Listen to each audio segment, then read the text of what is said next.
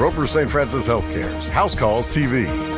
Medical studies show that hormone replacement therapy to treat menopause symptoms may also be good for the heart.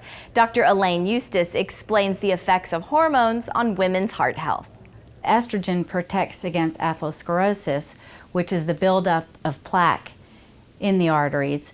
But there was a very recent study that also shows women on estrogen have benefits in their heart structure and function. When estrogen levels drop in menopause, hormone replacement therapy can also replace some of the heart protection. We refer to this as the timing hypothesis. Women that start hormone replacement early in menopause have a significantly reduced risk of heart disease and myocardial infarction, known as a heart attack. And the benefits can be substantial. This risk reduction can be as much as 30 to 50% for women who are using hormone replacement, younger than the age of 60 or within the first 10 years of menopause.